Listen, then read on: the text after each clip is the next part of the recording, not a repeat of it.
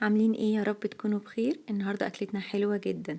هنعمل استيك اللحمه وهنعمل كمان رز بسمتي ابيض وهنعمل صوص خطير للاستيك. يا رب يعجبكم. يلا بقى قبل ما نبدا الفيديو بتاعنا، عايزاكم تعملوا اشتراك للقناه وتعملوا لايك للفيديو. اكله بجد خطيره. يلا بينا نبدا. عندنا هنا اول حاجه استيك اللحمه، بيبقى بالسمك اللي انتوا شايفينه ده.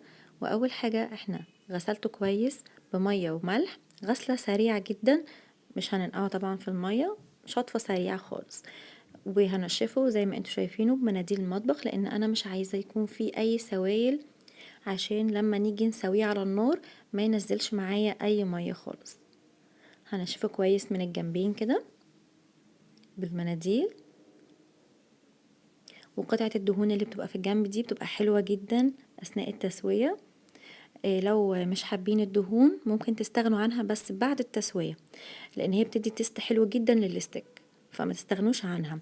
والانسجة اللي جوه اللحمة بتبقى فظيعة. هندي بقى كده على الجنبين رشة ملح ورشة فلفل اسود بس.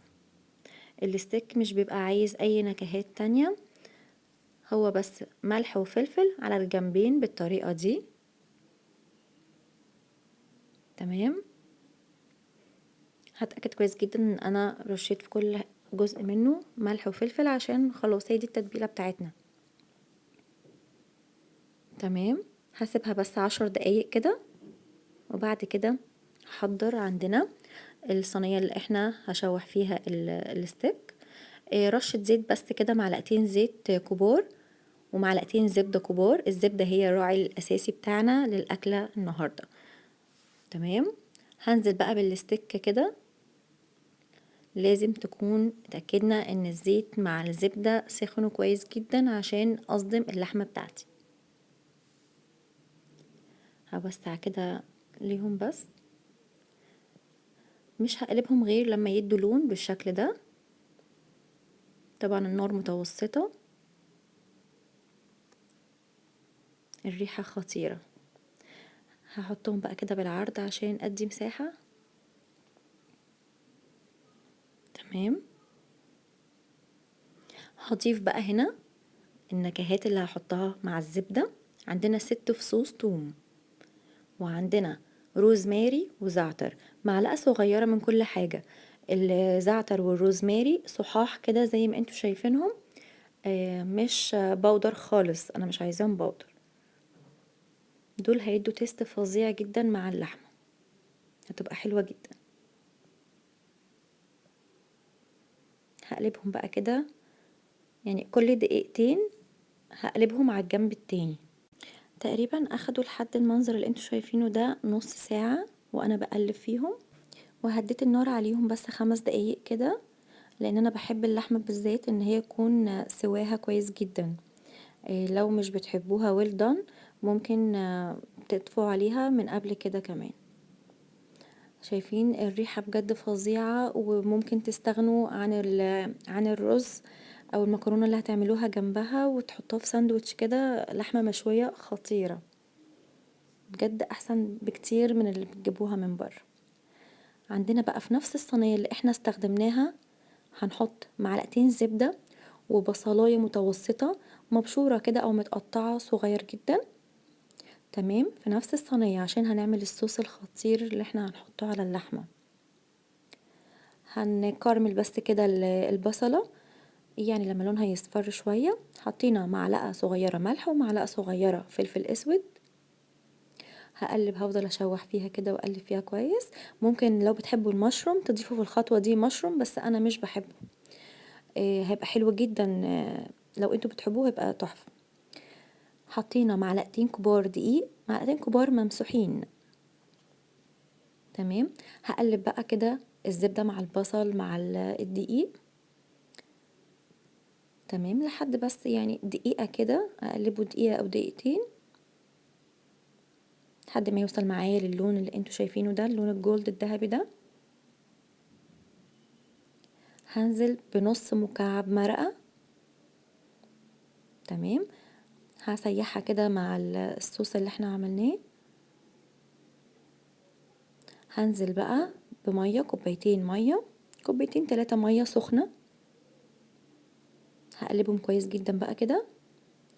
كل ما تحسوا ان الصوص تقل معاكم عادي زودوا ميه سخنه لحد ما توصلوا للسمك اللي انتوا تحبوه. تمام. واظبطوا كمان الملح بتاعكم.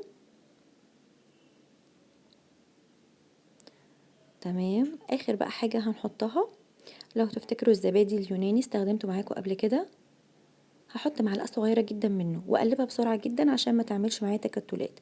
ممكن تفككوها كمان في ربع كوبايه ميه دافيه كده، تقلبوها الاول بره وبعد كده تضيفوها.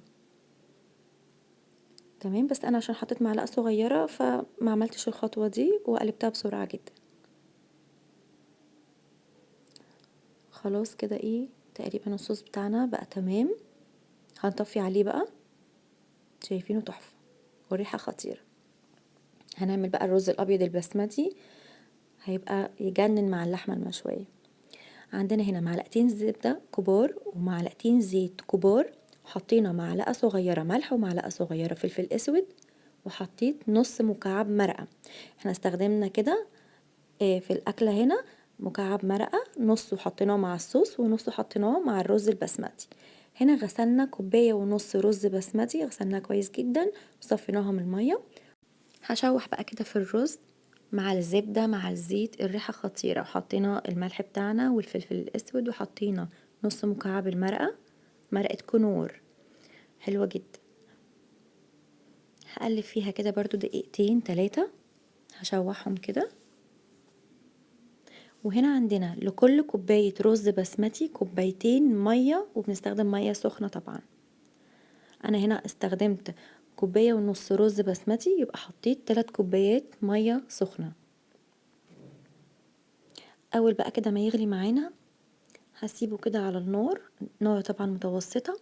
اول ما المية تتشرب معانا بالشكل اللي انتوا شايفينه ده، خلاص شايفينه اتشرب تمام، ههدي بقى النار عليه واقفل الغطا بتاع الحلة واسيبه يعيش حياته على نار هادية خالص. لو النار عندك مش هادية ممكن تحطي اللي هي الشياطة.